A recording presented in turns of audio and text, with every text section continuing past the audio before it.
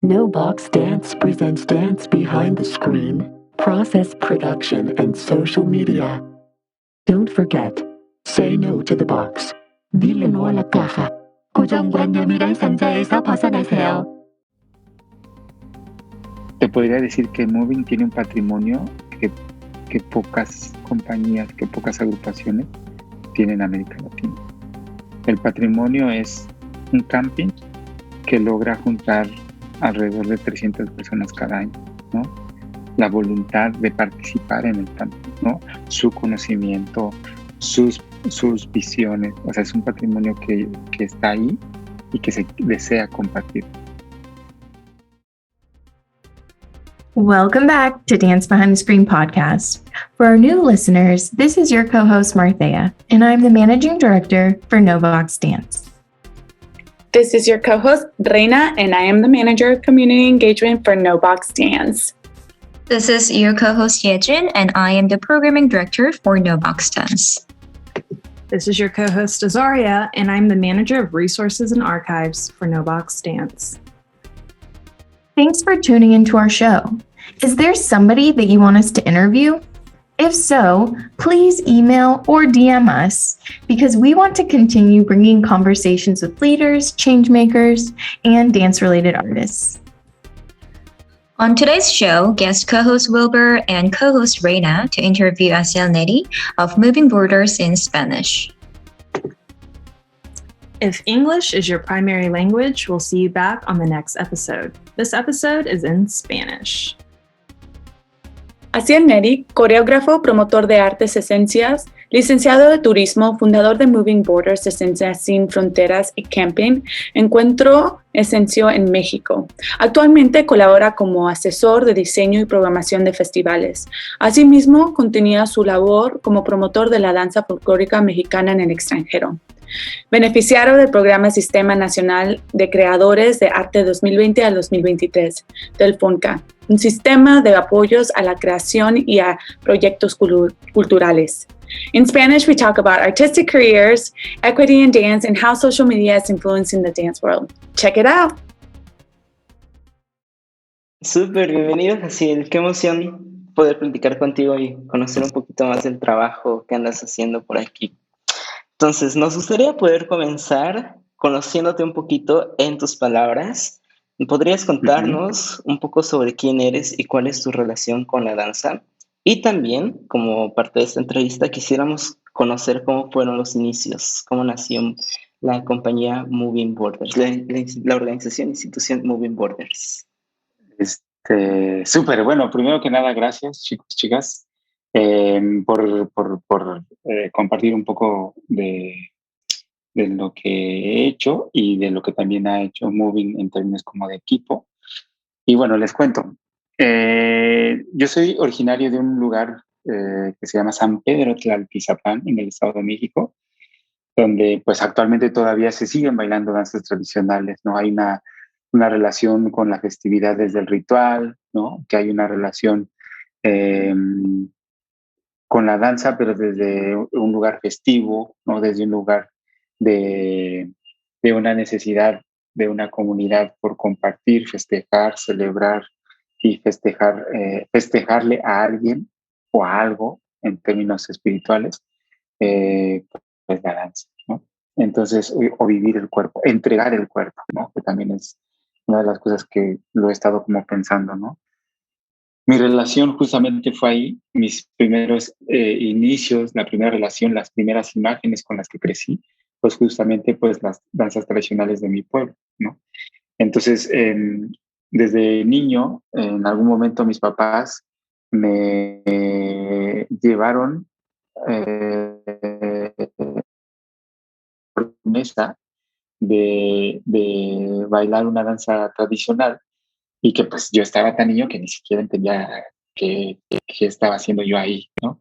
Entonces, una danza que se llama la danza de los arrieros, que es una danza que hace una celebración de los comerciantes que llegaban a Guerrero y que traían el comercio y que iban viajando desde Guerrero hasta, pasando por Morelos, Estado de México, hasta llegar a San Luis Potosí, ¿no? Que era su punto final, ¿no? Entonces, esa danza pues prácticamente por todo ese recorrido que les acabo de contar, pues va venerando, va celebrando en cada capilla, en cada iglesia, pues la posibilidad de continuar comercial, ¿no? Bueno, entonces, tendría por ahí de los 7, 8 años cuando mis papás me llevaron porque prometieron que sus hijos iban a bailar la danza.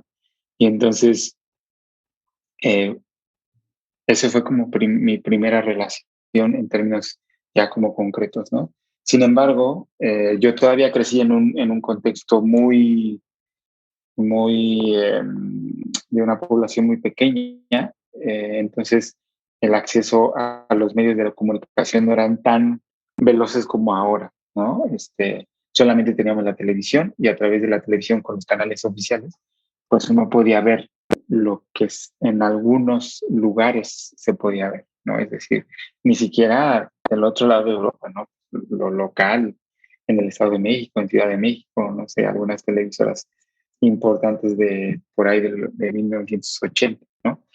Entonces, sí soy de otra generación donde todavía prácticamente no había una fluidez en la comunicación tan rápido como hoy.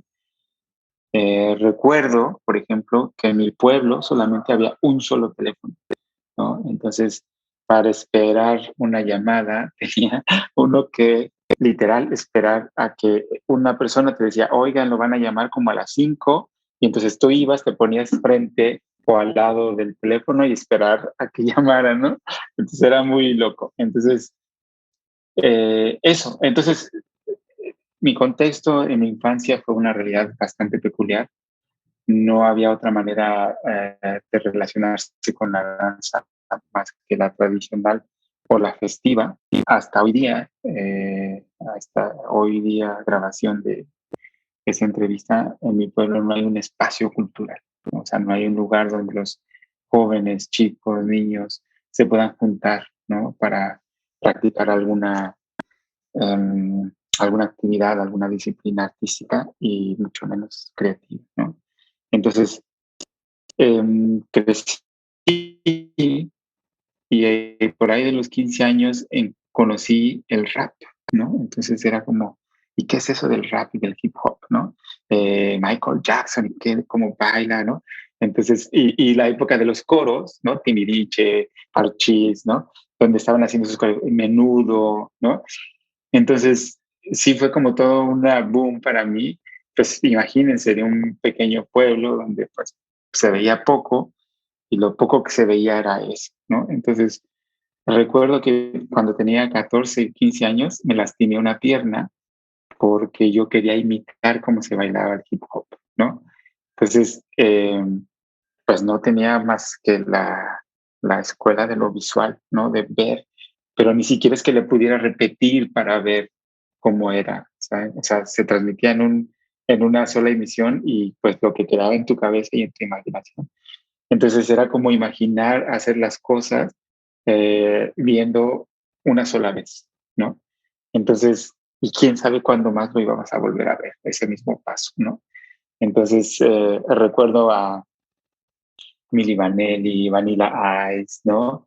MC Hammer, ¿no? Como esas cosas que fueron como las pioneras, como en términos más comerciales a nivel mundial, que se empezaron a conocer, ¿no? Esa fue prácticamente mi primera relación con la danza, sobre todo tradicional, después con los bailes populares, evidentemente en las fiestas en mi pueblo, pues salsa, cumbia, ¿no? Una salsa muy de una región donde no es explosiva, sino es una salsa conservadora, respetuosa, ¿no? Donde no, la extroversión no entra, sino más bien la discreción, el respeto, la excesiva cortesía, ¿no? Me permite usted bailar, señorita, conmigo y cosas así. Entonces, eso fue mi primera relación con el cuerpo, con la música danza. Y posteriormente, como a los 16, 15, 16, con un grupo de amigos en mi pueblo decidimos hacer un grupo de danza folclórica mexicana, ¿no? Entonces, eso fue como mi primer, también como la parte más formal de ensayar todos los fines de semana, de juntarnos en un grupo de amigos, en mi hermana, mi hermano, familiares, y empezar a hacer un grupo de danza tradicional, ¿no? O folclórica, ¿no? Entonces, ahí fue y ahí empecé. Por circunstancias de la vida, a los 16 años, mis padres me enviaron a Ciudad de México a estudiar y ahí fue digamos así como otro momento significativo dentro casi de mi adolescencia, eh, de enfrentar a una gran ciudad, ¿no? Mi pueblo queda como a 2 horas de Ciudad de México, entonces iba todos los días y regresaba. Entonces prácticamente hacía 4 horas diarias viajando, ¿no? Todos los días, levantarme a las 4 de la mañana para entrar a la escuela a las 7 de la mañana, ¿no? Entonces, bueno, el asunto fue eso. Digo, ahora me acuerdo y es bastante divertido, pero en ese momento sí fue bastante complejo por el frío, porque había que cruzar una montaña, el Ajusco, ¿no? Parte de las montañas de la Marquesa. Y bueno, eso. Entonces, llegué a Ciudad de México y pues seguía bailando con mis amigos en mi pueblo todos los fines de semana, hasta que un día una amiga en Ciudad de México me dijo, oye, tú tienes buen ritmo, ¿por qué no te integras al grupo de danza folclórica del Instituto Politécnico Nacional? Y yo dije, pues a ver, ¿no? Y entonces fui, me gustó, y la misma maestra me dijo, no, tú tienes que bailar en la Compañía Nacional de Danza Folclórica, ¿no? Y entonces dije, ¿qué hago para eso? No, pues ve a esta dirección y busca a tal persona. Fui, me presenté, toqué la puerta y me recibieron y me dijeron, ok, ven, entra. Me hicieron una audición y al día siguiente ya estaba dentro, ¿no? Entonces, Wow. tenía una habilidad muy particular para aprenderme las cosas de primera vista. Entonces, nunca me explicaron cómo eran los pasos, simplemente los vi y me los aprendí, los reproducí, ¿no? Y entonces me di cuenta que justamente pues desarrollé esa habilidad porque pues en mi época no había esta cosa de, ok, lo vuelvo a repetir, a ver cómo le hizo, ¿no? Otra vez, no, era como observar y retener y si lo agarraste ya la hiciste, ¿no? Entonces, eso, ¿no? Entonces, ahí ya comenzó mi relación profesional con la danza folclórica mexicana. Empecé a entrenar todos los días, ensayábamos 4 horas diarias, y los sábados también, y si teníamos funciones sábado y domingo también, ¿no? Entonces, pues vino Bellas Artes, vinieron giras, vinieron así como una intensidad de, de presentaciones, aprenderte mucho repertorio, hacer nuevos montajes en términos de danza folclórica, y eso. Y a los 19 años conocí en un Día Internacional de la Danza, me llegó a mis manos un flyer, una postal de papel, donde decía audición para la Escuela Nacional de Danza Clásica y Contemporánea, ¿no? Y entonces yo dije, wow, creo que es momento como de seguir probando cosas, ¿no? Y pues hice la audición y me quedé, ¿no? Eso. Me regreso un poco atrás porque justo cuando tenía 17 años había prometido bailar frente a la iglesia en una de esas danzas tradicionales que se llama la danza de los negritos y las marinillas, que es de origen africano, es de influencia africana de los esclavos. Y Jaciel, entonces, ¿puedes decirnos el nombre otra vez? ajá, se llama la danza de los negritos y las marinillas. Ok. Es una danza de origen africano que narra la historia básicamente de los negros que trabajaban en la caña de azúcar, ¿no? En los azafranes, ¿no? Entonces, ellos a través de Guerrero pasaron a Morelos, ¿no? Muchos se quedaron en Morelos, pero algunos llegaron, la influencia de la danza llegó hasta el Estado de México. Entonces, es una danza de las más representativas del Estado de México y en mi pueblo es muy, muy bailada, ¿no? En fiestas de carnaval, que solamente aquí hago un paréntesis, los carnavales de mi pueblo son extremadamente católicos, ¿no? O sea, no es como un carnaval lleno de rumba y cha-cha-cha, ¿no? Sino es un carnaval excesivamente católico, básicamente se danza para venerar a los patrones del pueblo, que en este caso es San Pedro y San Pablo, ¿no? Entonces, prometí un día, yo era extremadamente católico, creyente, y tenía 17 años, entonces bailé durante 3 días, normalmente se baila 12 horas continuas, ¿no? Y entonces lleva uno un traje donde vas representando pues a una mujer negra y este era tanto el cansancio y tanto la exaltación que para mí fue bien interesante que, que la religión empezó a desaparecer, ¿no? O sea, que empezó a aparecer el cuerpo, empezó a aparecer el cansancio, empezó a aparecer las preguntas, empezaron a aparecer las reflexiones respecto a la relación humana, ¿no? Porque había chicos con los que bailaba que no sabía quiénes eran porque llevan máscara. Entonces, sin embargo, eran mis colegas de danza durante 3 días, ¿no? Entonces, para mí fue bien interesante porque estaba súper cansado, ¿no? Entendí que bailar para alguien muchas veces el sentido es más para uno, ¿no? Empecé me recuerdo, tengo una imagen clarísima, yo frente a la iglesia y en ese momento alcé la mirada hacia arriba y yo dije, ya entendí, o sea, ya entendí ese asunto de por qué bailar, ¿no? Baila uno por la vida, por generar comunidad, por sentirse vivo, por sentir esa energía, ¿no? Por perderte en el movimiento, ¿no? Y entonces me empezaron a salir tantas cosas que lo único que provocó ese momento fue eh, una necesidad de seguir bailando y descubriendo mi cuerpo. Entonces, por eso también decidí ir a la Escuela Nacional de Danza Clásica Contemporánea.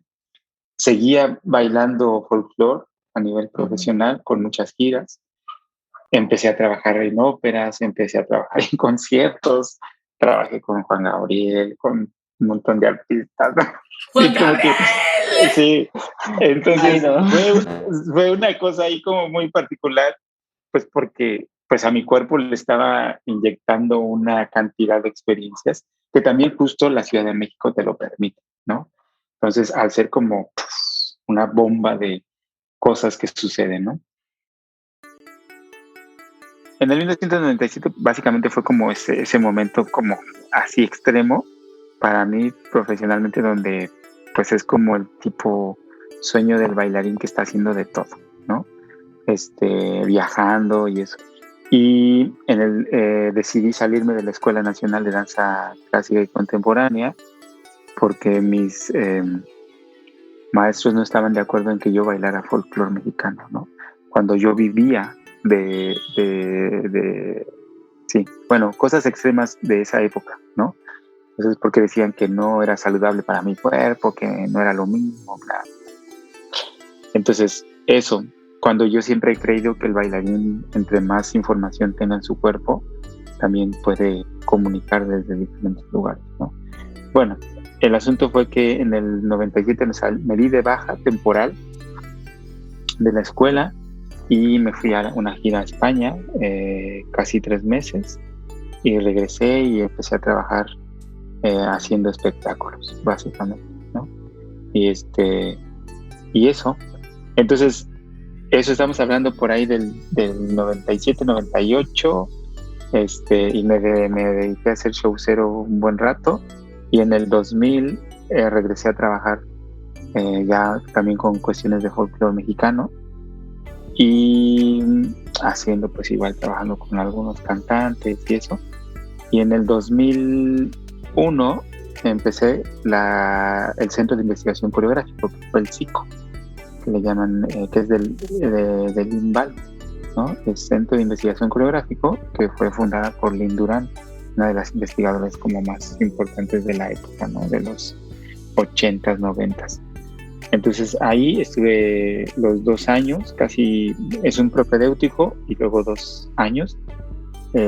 Y eso, y despuesito de eso ya había decidido irme a Alemania a estudiar y me fui a estudiar a la Folkwang Hochschule en aquel entonces, que es como la escuela emblemática donde pues han estudiado grandes coreógrafos como Pina Bausch, Sasha Valls, Susana Linke, ¿no?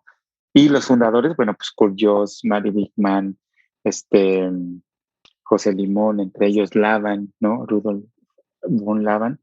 Entonces, pues era una escuela de mucha historia, ¿no? Y muy moderna, súper moderna y muy estricta.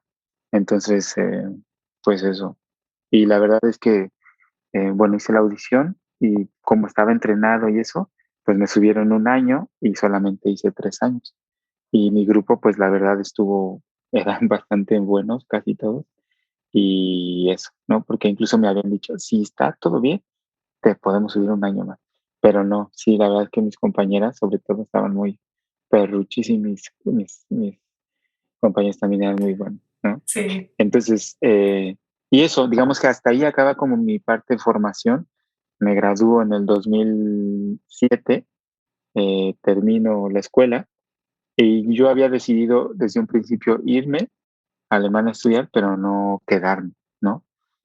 Para mí, un poco la intención de irme a Alemania fue justamente tener la experiencia de vivir en otro país para saber que era capaz de enfrentar mi vida como ser humano, ¿no? Incluso el puente fue como un poco la excusa de, pues, de estudiar algo, pues, ¿no? Y yo dije, bueno, pues esto voy a estudiar. Y, y eso. Y hasta ahí es como la parte de formación, ¿no? Simultáneamente, pues ya había empezado a hacer cosas en México desde el 2004, 2003, hacer como coreografía, solos. Estuve trabajando mucho solos y en Alemania continué haciendo solos. Y en el 2007 hice un solo que se llama Life Steps, donde hablo justamente de esa influencia de la tradicional en mi pueblo y pues reflexiones de mi vida, ¿no? Es decir, cómo fui creciendo, cómo nací, crecí, me enfrenté a esa estructura rígida escolar y que pues al final pues voy encontrando los caminos de la vida, ¿no? Entonces eso. Y el solo, pues lo envié a varios festivales en Europa. Ganó el primer lugar en un festival que era de los primeros festivales online. Eso búsquenle, Side by Side, que era así, casi comenzaba el internet. Y hicieron un certamen de videos en línea, en Düsseldorf, Alemania. Y fue muy chistoso porque pues yo mandé mi video, me seleccionaron de una selección de varios videos a nivel internacional y lo seleccionaron y al final éramos, creo que 9, no recuerdo cuántos éramos, y se hacía una votación. Lo curioso es que no había Facebook, no había Instagram, no había Twitter, no había, ¿no? Empezaba ay, ¿cómo se llamaba? MySpace.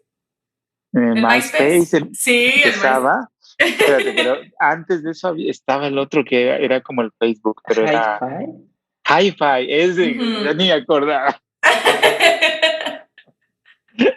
Bueno, el Hi-Fi, y que era como que empezaba, o sea, empezaba así, y además en Europa se resistía un poco como esta cosa norteamericana, ¿no? Bueno, como la resistencia que tienen, o sea, como hacia muchas cosas, ¿no? Bueno, el asunto es que, pues yo escribí correos, ¿no? Correos, literal, correos a un montón de amigos y amigas.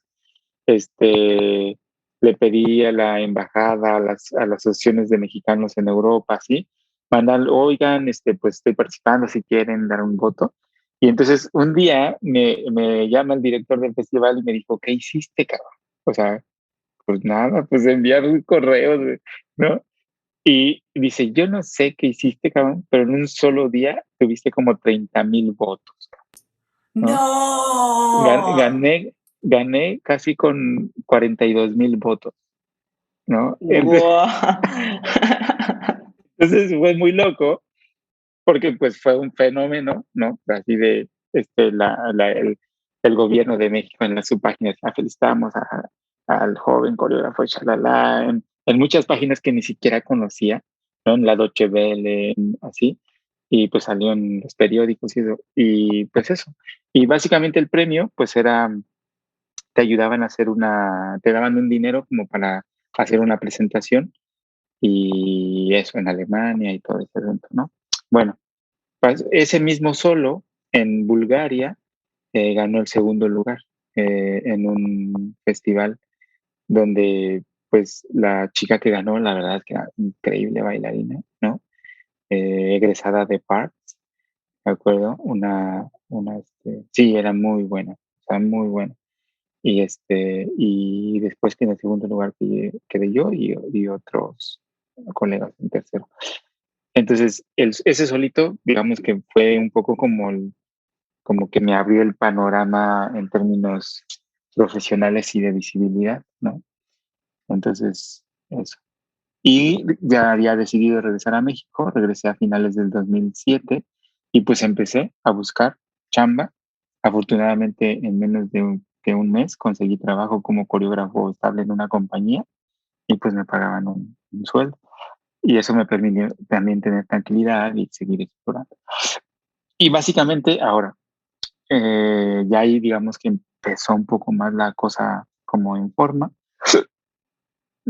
Les cuento la historia de cómo fue lo de Moving Borders, porque estando en la escuela en Alemania, en la Vollbank, que ahora se llama Vollbank University, porque al hacer el cambio internacional y los famosos créditos internacionales y no sé qué, las validaciones, las Hochschule eran un grado de escuela equivalente a licenciatura, pero era un término que se utilizaba específicamente para las escuelas de arte, ¿no? Música, danza, teatro, en las famosas Hochschule. Y entonces, pues ya entrar en el MUS internacional, pues ya le tuvieron que cambiar a Vollbank University, ¿no? Ahora es así, Vollbank University. Bueno, pero la escuela, bueno, pues es muy, muy, muy, muy padre, o sea, en términos históricos, ¿no? Una escuela vieja, sí es muy vieja, ¿no? Y tuve la fortuna de todavía tener mis maestros como estos bailarines de muchos años, algunos de ellos ya muy grandes, que todavía bailaban, ¿no? Lutz Hosser, Dominique Merci, Malú, ¿no? O sea, como esos personajes de los bailarines emblemáticos de Pina Bausch, ¿no? Entonces, mi maestro de historia de la danza era el manager de Pina Bausch, ¿no? Que fue su manager durante, no sé, 30 años, ¿no? O sea, entonces, ese tipo de cosas que de repente uno no se da cuenta, ¿no? Pero ahí está, ¿no? Y hoy día de repente digo, wow, pues así me tocó unos personajazos, ¿no?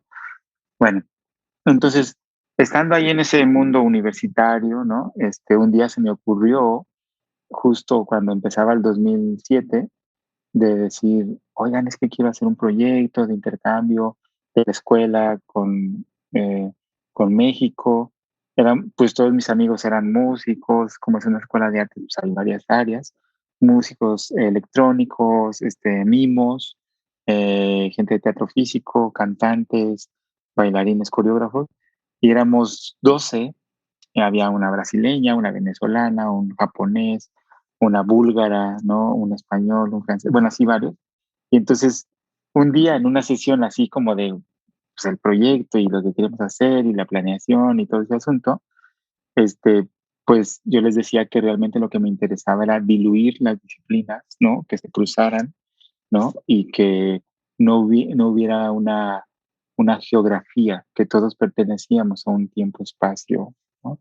O juntos. Y entonces un amigo lejito, que ahora es un director de teatro físico muy padre, japonés, me dijo, pues, Moving Borders, ¿no? Así como que le salió así de la boca y dije, güey, eso, cabrón, eso, ¿no? Y entonces ya, pues, se le quedó al proyecto, Moviendo Fronteras y, este, bueno, al final de muchas cosas solicitamos apoyos, no logramos el financiamiento adecuado y entonces muchos dijeron, no, está muy riesgoso como hacer todo el proyecto sin la totalidad del financiamiento y decidimos pararlo.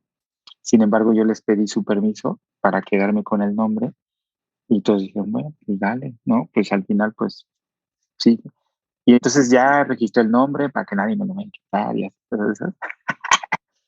Y eso, ¿no? Entonces, afortunadamente a todos ellos, excepto si acaso dos, creo, no he hecho proyectos con ellos y todos los demás han venido a México, ¿no? Entonces, en diferentes etapas, ¿no? Y algunos de ellos incluso ya hasta se casaron, hicieron su vida en México, ¿no? Por circunstancias de la vida, ¿no? Entonces, eso ha sido también como interesante, ¿no? Y amigos, pues, de largo aliento, ¿no? De cosas que compartir. Entonces, eso. Y ahí comenzó Moving Borders y luego en el 2008 ya lo presentamos oficialmente en un proyecto en Alemania, en un festival, y de ahí pues le seguimos dando, ¿no? Reconfigurando sus proyectos, aprendiendo y eso. Sobre todo, lo que yo entendí es que me interesaba en el momento de romper las fronteras, me interesaba trabajar también con otras disciplinas que no necesariamente tuvieran que ver con la creación o el arte, ¿no? Entonces me interesa mucho la historia, me interesa mucho la antropología, la comunicación, la sociología, ¿no? Otras disciplinas de las humanidades donde uno puede entender qué está sucediendo más allá de solo una propuesta artística, ¿no? Em, entonces, empecé justo como a platicar de amigos que tenía, comunicólogos sobre todo, para que me ayudaran a entender las dimensiones que podía hacer respecto al proyecto. Y pues hemos ido cada año modificando ese mapa de actividades, ¿no? Entonces, respecto a ese mapa, pues les platico que este año lo reconfiguramos. Entonces hicimos una sección, digo, se los comparto. ¿Me dejan compartir nada más como para que lo puedan ver? Sí. Ajá. Y digo, de todas maneras les mando esto como para que lo puedan tener de referencia, pero igual para que más o menos me entiendan de lo que es esto, ¿no? Entonces, todo lo que se llama moving on, pues todo lo que tiene que ver con seguir, tienen que ver con talleres, residencias de creación, conferencias, ¿no? Básicamente como lo académico, ¿no? Y después se me ocurrió un nombre que eran proyectos artísticos de integración social y en sus siglas es país, ¿no? Entonces jugar con eso, ¿no? Que tiene que ver con los proyectos que generan comunidad.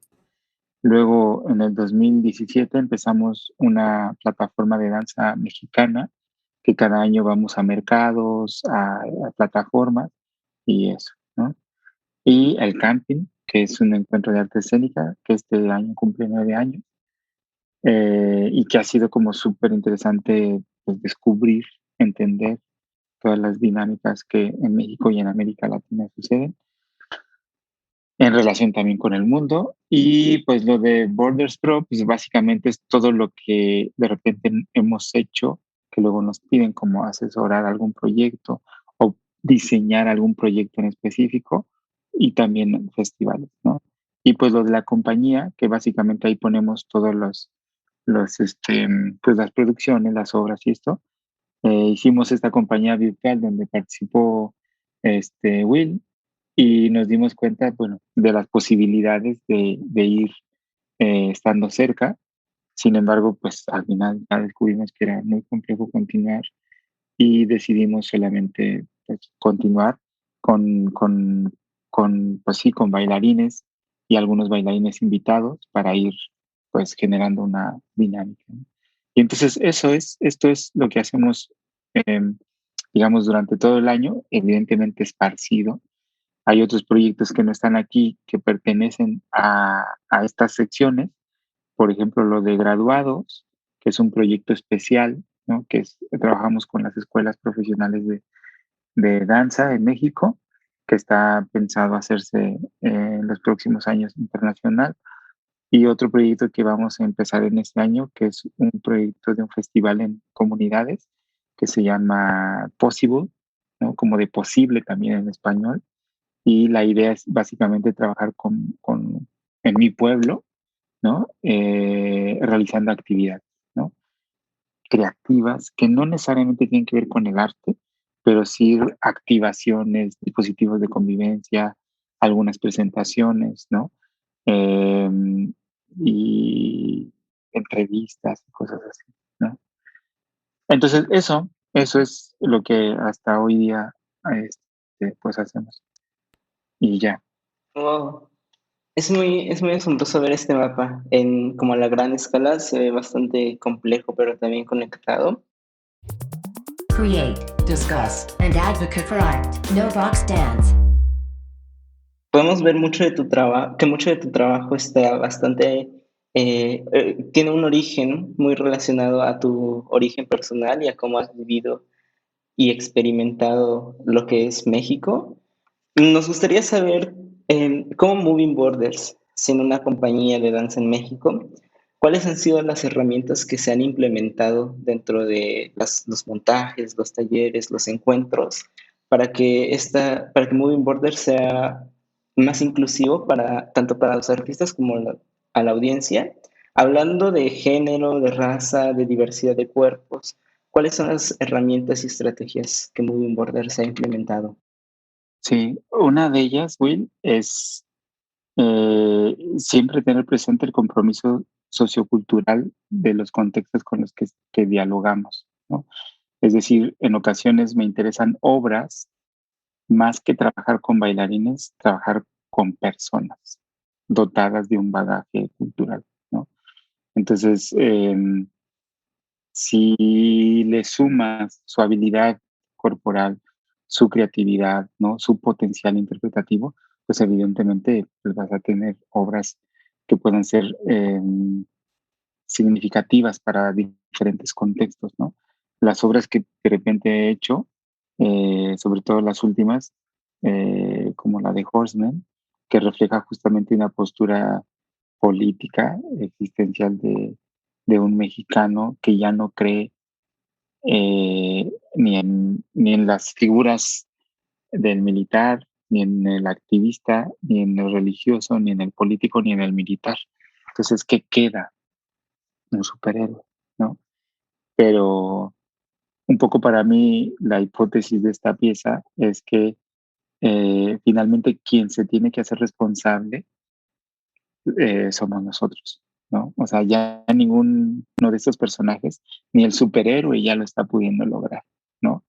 Es decir, para mí el ejemplo clarísimo, irónico, es el Chavo del Ocho, ¿no? No es cierto, el Chapulín Colorado, de que, ajá, que siempre es el pretexto, pero en realidad todo le sale mal y quien termina resolviéndolo es la sociedad organizada, ¿no? Entonces, en ese sentido, a mí me agrada mucho ese personaje porque finalmente necesitamos un pretexto, ¿no? Un pretexto puede ser una religión, un pretexto puede ser un líder sindical, un pretexto puede ser un líder militar, pero en realidad quien lo termina haciendo es la sociedad organizada. Entonces, para mí, en la medida que nos organicemos, vamos a poder lograr, pues, cosas comunes, ¿no? Que en ocasiones es muy complejo, ¿no? Entonces, eso. Sí respondí, más o menos. Sí, sí, sí, bien, buena respuesta. Y bueno, además de eso, lo que sí tengo como muy claro, Will, es que usar todas las herramientas de otras disciplinas que puedan complementar y que me puedan ayudar a entender y que en el trabajo en equipo nos pueda ayudar a entender la complejidad de lo que cada una de nuestras acciones, proyectos puedan tener, ¿no? Es decir, yo siempre digo ahora que tener una antropóloga historiadora de cabecera es un lujo, ¿no?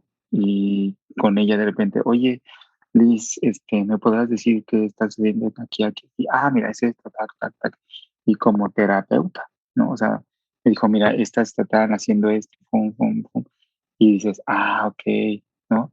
Entonces me parece que también en ese sentido a mí me interesa entender muchas cosas de las que estoy haciendo y desde dónde las hago, porque pueden ser intuitivas, ¿no? O sí un poco más argumentadas, pero de repente uno se vuelve ciego, ¿no? Y en la medida que uno socialice las ideas, que las dialogue, que las ponga a discusión, ¿no? Que las ponga en la mesa para reflexionarlas, puede ser siempre un aprendizaje, ¿no?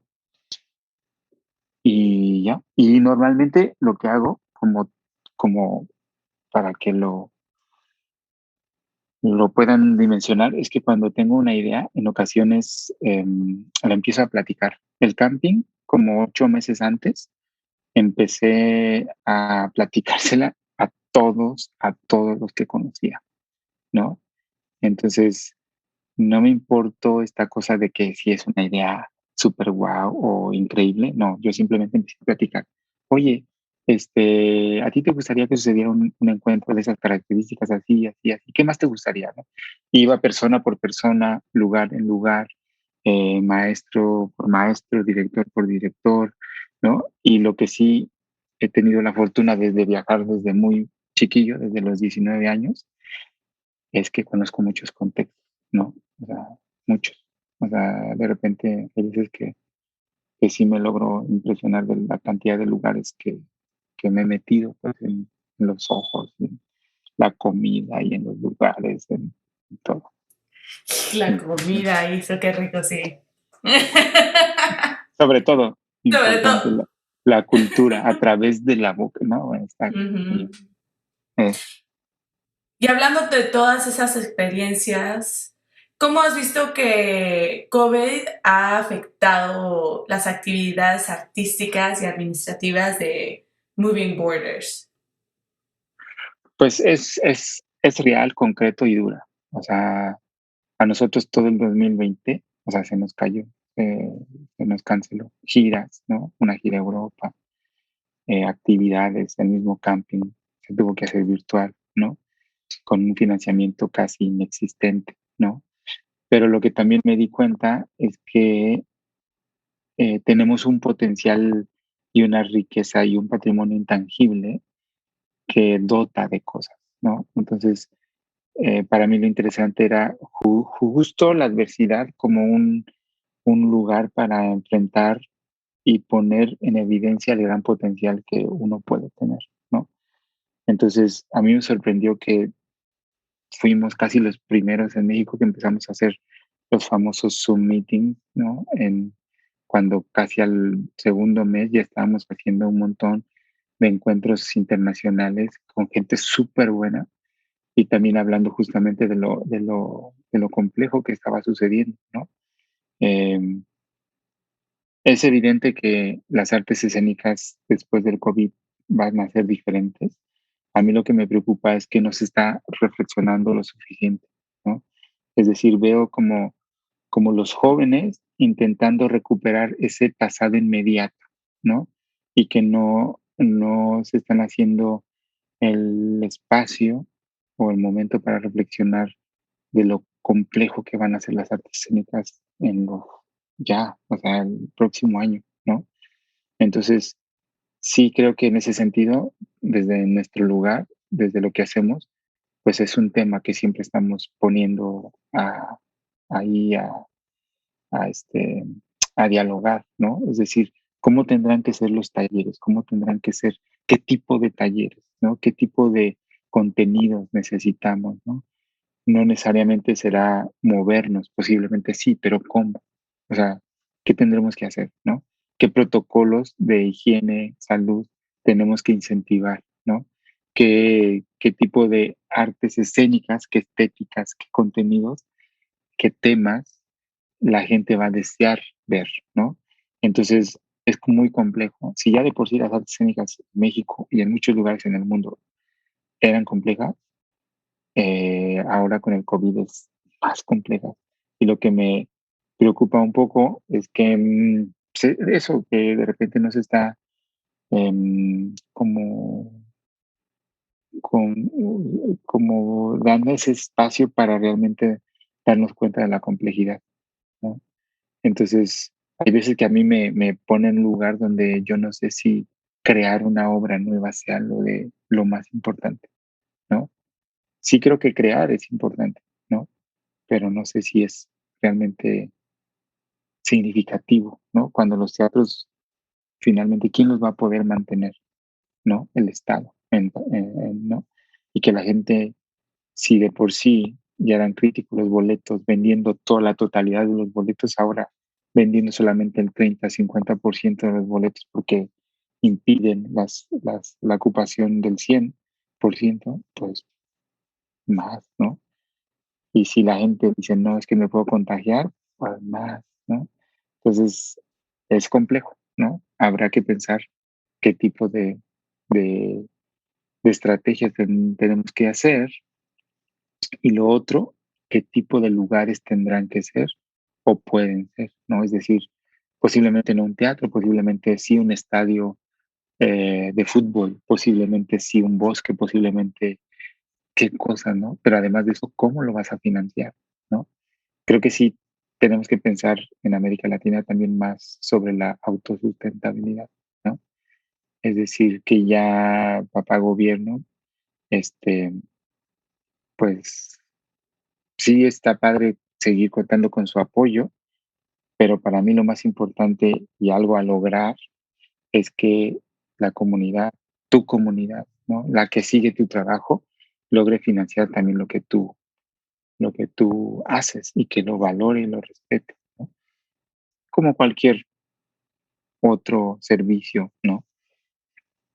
Que tú necesitas comer sushi con tal chef y dices, ahí es el mejor, porque además me atiende, me da cosas interesantes. Entonces, que todos los fines de semana vea una cosa. Un poco lo logró, por ejemplo, Pina Bausch. O sea, sacaban las temporadas y antes, o sea, en pocos días se vendían los boletos de toda la temporada, ¿no? Entonces, ¿por qué? Porque la gente quería volver a ver las obras, ¿no? Ya había toda una tradición al respecto, ¿no? Otras, sí, o sea, Sacha Bass, muchas cosas que, bueno, evidentemente también tienen equipos muy grandes, ¿no? De producción de esto, pero eso no está lejano. O sea, más bien, ¿qué hay que hacer para construir todo eso desde la independencia, ¿no? Así está No. complejo. Enfocándonos en México y en Moving Borders, durante estos años, ¿cuáles serían las ventajas y cuáles serían las desventajas a las que se enfrenta Moving Borders como una institución de danza en México?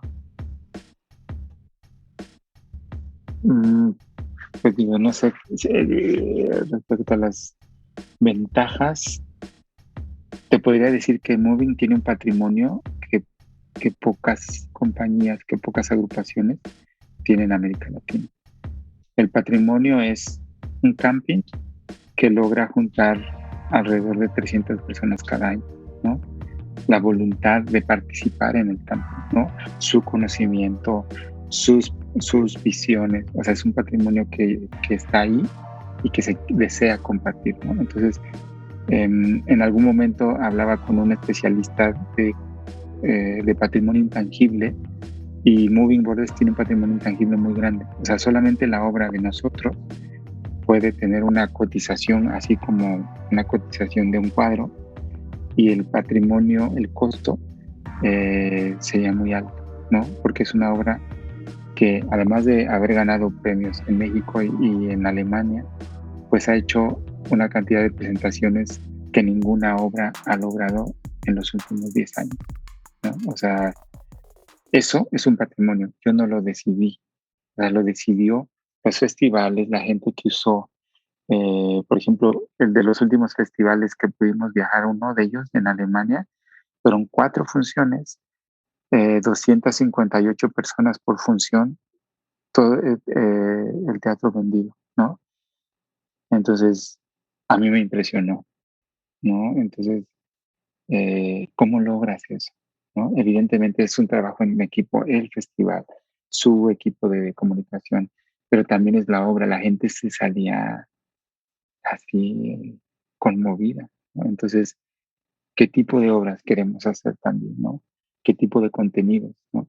Una de las cosas que en términos que como de estas cosas que te llenan de satisfacción, un día hicimos una presentación en Berlín y, y un señor que hace documentales, que era como el documentalista oficial de la Orquesta Sinfónica de Berlín, fue a ver la obra y entonces él dijo, tú no eres coreógrafo, cabrón.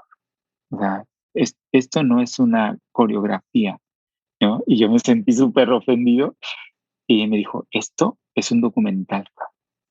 O sea, en ningún momento vi danza, o sea, vi seres humanos compartiendo su cultura. Y cuando me dijo eso dije, ¡guau! Ya ahora lo entiendo, ¿no? Entonces, realmente como coreógrafos, como creadores, artistas, ¿qué es lo que se desea compartir, no?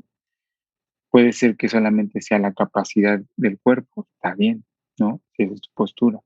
Si es lo que sostiene un cuerpo anímicamente, está bien, ¿qué hay que hacer? ¿Qué es lo que, en mi caso, es justamente mostrar esa riqueza cultural de un ser humano, más allá de la habilidad solamente, ¿no? Pero ¿qué hay que hacer? Esa es la parte compleja, ¿no? Em, entonces, ventajas, el patrimonio que Moving ha generado, ¿no? Y que pues hay mucho trabajo en equipo, ¿no? Y que todos y cada uno de los proyectos que les enseñé tiene su patrimonio y podrían ser, por ejemplo, imagínense, si yo le digo a un gran productor o a un productor, te vendo el camping, ¿cuánto creen que cuesta el camping? ¿Cuánto? No sé. ¿Me lo vas a Oh. comprar? ¡Ay! Digo, como ya en un modelo de negocio, yo sí creo que puede ser bastante redituable, porque el camping puede generar ingresos, ¿no? Nosotros no hemos querido un poco abordarlo del todo porque también se necesita un equipo más complejo, ¿no? Pero sí trabajamos desde la voluntad y desde muchas cosas porque entonces se elevaría el precio y entonces, bueno, cosas, ¿no? Sin embargo, si yo pido 3 millones, 4 millones de pesos por vender camping, yo creo que eso sería poco, ¿no? Porque camping puede asegurar la carrera de muchas personas. Entonces, eso, digo, hablándolo en términos ya como muy fríos económicos, ¿no? Sin embargo, camping ofrece un patrimonio que puede ser invaluable, ¿no? Por su estructura. Y a mí lo que me ha sorprendido que el camping, solamente por mencionarles este ejemplo de patrimonio, me doy cuenta cómo afecta no solamente en México, sino en otros lugares, ¿no? En este año me pidieron como varias entrevistas para que les contara cómo es la estructura del camping, ¿no? Cuáles son las estrategias del camping, ¿no? Porque hay muchos otros proyectos a nivel internacional que no han podido sostenerse. Entonces me decían, ¿cuál es el secreto? El secreto aquí es la voluntad, ¿no? La capacidad de generar empatía, ¿no? Y de ser solidarios. Entonces, cuando le dije en una charla que fue una entrevista, yo les decía que la empatía es la posibilidad de construir futuro, ¿no? Entonces, si nos caemos bien, Will, Reina, o sea, podemos construir nuestra carrera a partir de la empatía, ¿no? Y al rato Will va a ser el gran coreógrafo, Reina, la gran promotora, ¿saben? Y solamente por ser solidarios, ¿no? ¿Y por qué nos caemos bien? Sí. Ay, Pero cuando quieras aquí ya me puedes contratar, ya me dijiste que podía hacer. Entonces, desventajas, Will. Yo sí creo que hay muchas también, o sea, tampoco todo es color de rosa, ¿no? Las desventajas es que hace falta mucho trabajo para generar comunidad, ¿no? Gente consciente que desee ver danza o una obra o un concierto que pueda pagar por esa, por esa experiencia, ¿no? Les cuento aquí rápidamente una anécdota. En Alemania, un día fui a un festival donde nos invitaron y conocí a una mujer alemana que llevaba 20 años yendo a ese festival. Entonces me puse a platicar y yo les decía, ¿y por qué has venido 20 años? Dice, no me he perdido ningún año, ¿no? Y dice, y para mí este festival es parte de mi salud emocional, ¿no? Entonces, cuando me dijo eso, yo dije, es que está increíble, pues, porque que alguien te diga que un festival es parte de su salud emocional y que pague, y ella venía de como de 3 horas de distancia, que pagara su tren, su hospedaje, su alimentación, para ver compañías que le ayudan a entender cosas del mundo, ¿saben? Entonces yo dije, "Uf, esta mujer está increíble, increíble, ¿no?". Entonces, ¿cómo podemos lograr que nuestras comunidades puedan entender eso? Y que pues nosotros también les ofrezcamos como esas posibilidades de imaginar, de tener un rato posiblemente inspirador, posiblemente reflexivo, ¿no? Y eso, sí. ¿Qué más? Súper, gracias, Jaciel. Pues vamos a pasar a nuestra última pregunta. Como sabes, No Box Dance, bueno, el punto del logo de No Box, del nombre de No Box, es decirle no a la box, a la caja. Entonces, Ajá. nos gustaría saber cómo le dices tú no a la caja, cómo intentas salir de estas líneas cuadradas y poder mover esas fronteras. How do you Sí. move those borders? O sea, ¿cómo, a ver otra vez, o sea, cómo me imagino mover esa caja? Ajá, como pensando que, ¿cómo sacas el pensamiento de una caja de un lugar cuadrado y lo expandes más allá? Que no sea como todo tan cuadrado, cuadrado, cuadrado, sino de repente, ¿cómo en tu Sí. arte le dices no, no, no, no al pensamiento Ujú. cuadrado? No a las Pues restricciones. no a las restricciones, eso. Sí. Sí, pues es que finalmente una vez, les cuento rápido una anécdota, hice una obra en Tijuana que con una compañía que se llama Péndulo Cero, y justamente se hizo una obra que reflexionaba el por qué la migración, ¿no? Yo nunca he cruzado la frontera y he entrado a un país tan fácil como Estados Unidos en mi primera ocasión. Es decir, visa, ¿no? Llego a John F. Kennedy, al aeropuerto, 10 minutos y ya estoy. Y entonces yo decía, ¿y por qué tanto conflicto? O sea, de los indocumentados y del, ¿saben? Como que tan complejo realmente es. Y entonces me, me sorprendió tanto que yo decía, realmente las fronteras no es lo físico, sino nosotros mismos, ¿no? Entonces a la obra le puse Bodies are not borders, ¿no? Em, y, y básicamente lo que exploramos es justamente la relación concreta de una muralla, de un muro y de la relación concreta de lo que simbólicamente eso implica, ¿no? Pero lo que es más duro de romper es tus prejuicios, la moral, em, los miedos, los prejuicios, ¿no?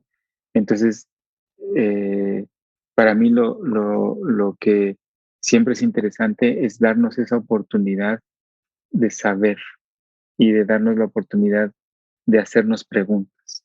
Preguntas que posiblemente puedes tardarte toda una vida en responder, pero lo interesante es la curiosidad, ¿no?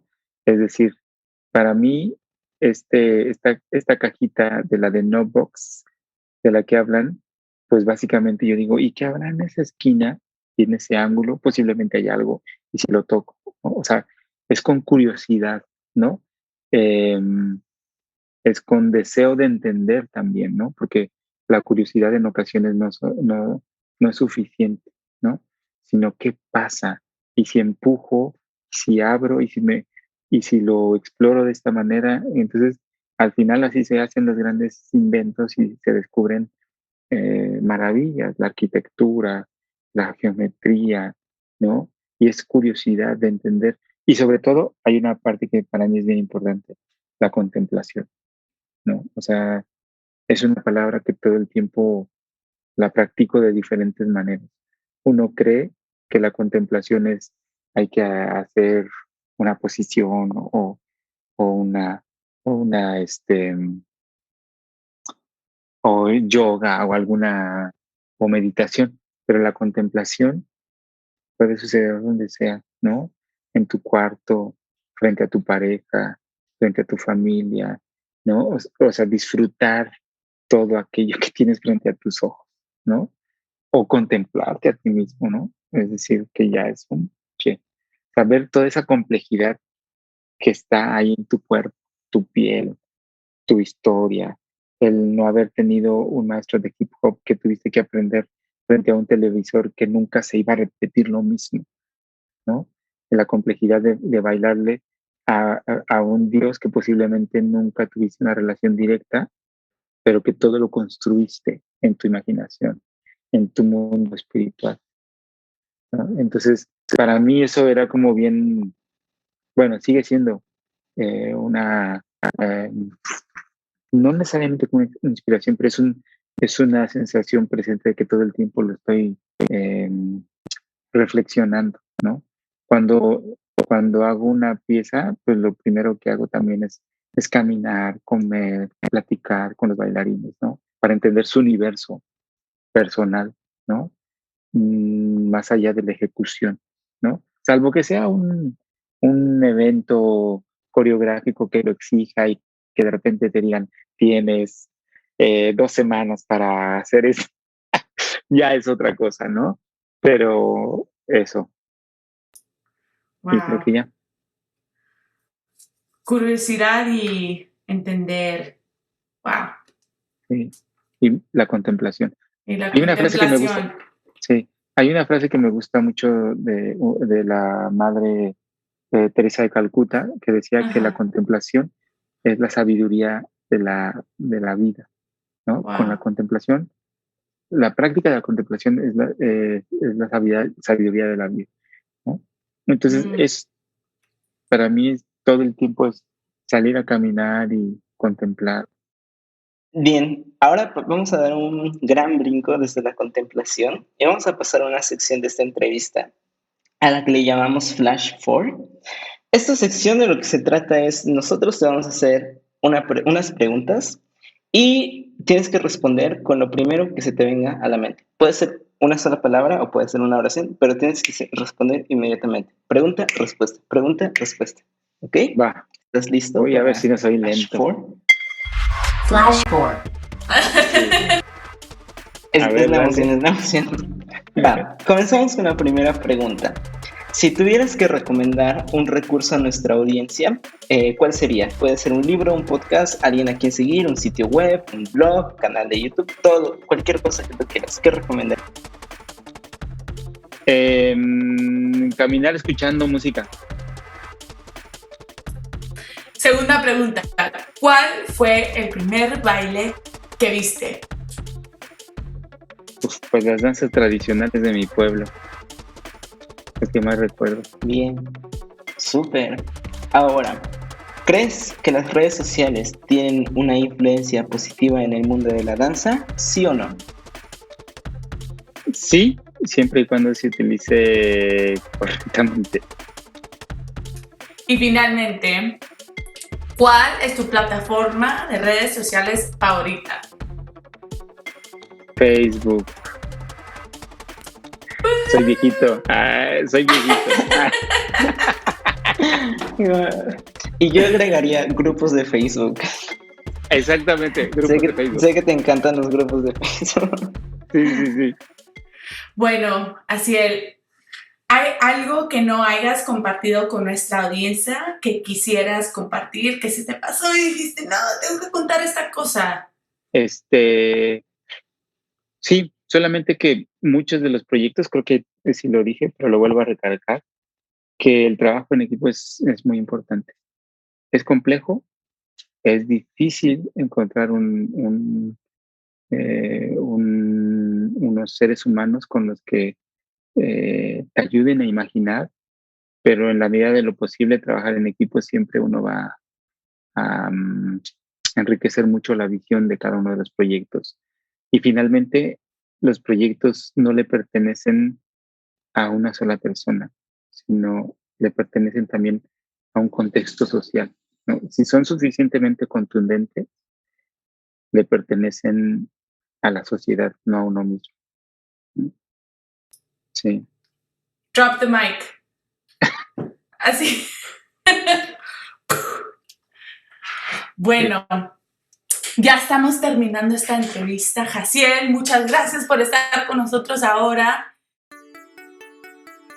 Check out all of the resources recommended by our guest and full episode show notes with time-stamped transcriptions at knowboxdance.com/podcast.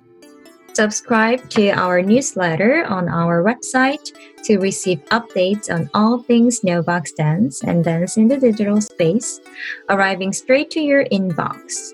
We promise not to flood your email. We send out the newsletter on the last Monday of every month. Please help us grow our show by rating and reviewing on Apple Podcasts and sharing your favorite episodes with a few friends. We will see you again soon. Thank you for listening. Dance Behind the Screen podcast is produced by NoVox Dance, an art service organization that creates, collaborates, and discusses art with artists and the public. Dance Behind the Screen podcast is co-hosted by Azaria Hogans, Raina Mondragon, Marthea Nygaard, and Yejin Choi, with sound design by Daniel Rosas. Thanks for taking your time to tune into Dance Behind the Screen, a bi-monthly interview series where we go behind the screen to question process, product, and social media.